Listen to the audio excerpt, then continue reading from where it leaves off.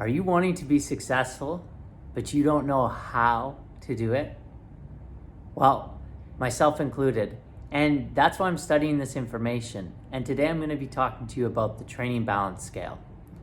Now, I remember when I first heard this, I didn't really understand it and I didn't really get it at the beginning.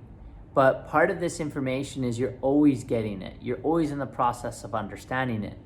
And so today I'm going to talk to you about another basic concept. And that basic concept is the training balance scale. So on the training balance scale there's two sides. On the one side is the why, your attitude.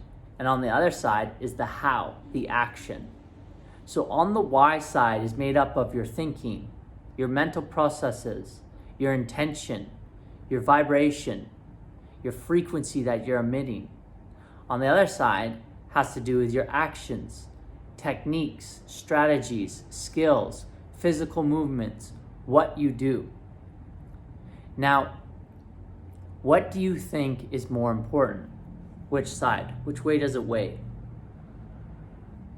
Did you know that actually 90% of the training balance scale has to do with the why, your thinking, your thoughts, and 10% has to do with the actual physical strategies and actions?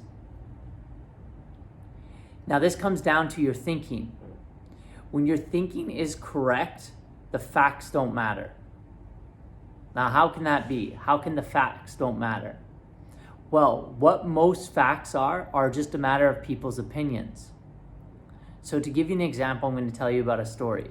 And the story is from Aristotle Onassis. This was back in the Second World War. Aristotle Onassis, I believe, was in Turkey or some country in the Middle East. And when he was in that country, he was a very wealthy man. And when the war started, they took all his belongings, all his businesses, and took basically everything from him. He was captured and was put in jail for 3 years. He was let out, and in those conditions, he was basically was given nothing. He was on the floor. They went to the bathroom where they slept. So it was really, really gross conditions. And he lived there for 3 years, barely surviving, getting tortured and everything.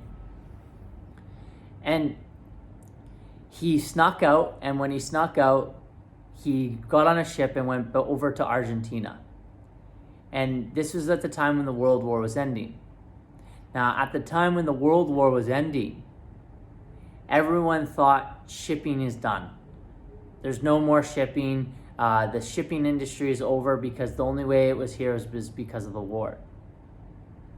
Now, the interesting fact was that everyone said that shipping is finished.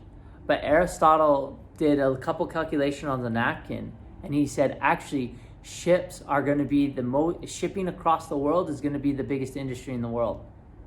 So what did he do? He managed to work himself up to buy his first ship. And then he started shipping, and he bought another ship. And in a matter of, I think it was either 3 to 5 years, he became the richest man in the world. And that reason is because everyone said as a matter of fact that the shipping industry is done. But you know what actually happened? Through the World War, it actually brought our world together. In the war, Americans brought pizza to Japan. So people wanted to bought cheeseburgers. Italians brought pizza to America. Japanese brought sushi to America. So there was all this different needs for supplies in our world. And so it actually brought the world, ironically, there's all this combustion with the World War, but it brought our world together. And so Aristotle Onassis didn't go off the matter of people said, that's a matter of fact. He said, you know what? That's just an opinion. And actually, this is going to be the biggest market in the world and now become the richest man in the world. So the moral of the story is the facts don't matter. So you could be focusing on the training balance scale, and you could be focusing on all the strategy. What's the best strategy? What's the best technique? But if your thinking is not lined up with that strategy or that technique or what it is you're intending to do, you're going to get nowhere. And the reason that is because our thoughts guide us. So think about this book for a second. Think and Grow Rich. Napoleon Hill is the master of this information, collated it back in the turn of the century. And thinking is so important. It's the thing that guides everything. So what I'm learning with this information is if your thoughts aren't right, then you're not going to create anything. If your thoughts aren't in alignment, then you're not going to be able to manifest what it is you want. You're not going to be able to create what you want. So this is why on the training balance scale, you want to focus on your thoughts. And in the book, Ask and It Is Given, they talk about this. The sweet spot is thinking about what it is you want, straight focus for 67 seconds. And that's equivalent to 10,000 hours of activity. And you may think, what? And I remember I thought that. How is thinking for 67 focused seconds equivalent to 10,000 hours of activity? Well, it's under the basis that if you're going the wrong way, no matter how hard you're working, you're not going to get to your destination. No matter how hard you're working, no matter how intelligent you are.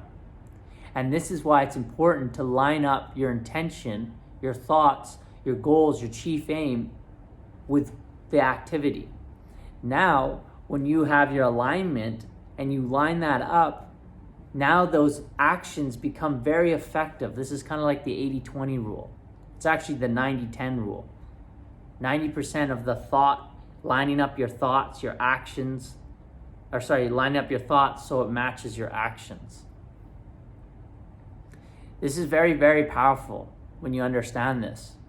And so what happens to a lot of people when they're going to manifest what it is they want is they're focused on the how. They're focused on how to do something. Do you think Walt Disney knew how he was going to create Disney World? Do you think he knew how he was going to create Mickey Mouse? No, this is where the magic comes in. So everything you want, 99% of what you're creating is off the radar screen. So having that trust in the universe, having that trust that everything that you want is coming in. And then this is what allows that trust so you don't let go of the how. So you can let go of the how. And this is the power of the training balance scale. Let me know your thoughts below on what your thoughts are on the training balance scale and if this blew your mind like it blew mine. And with that, I conclude this video.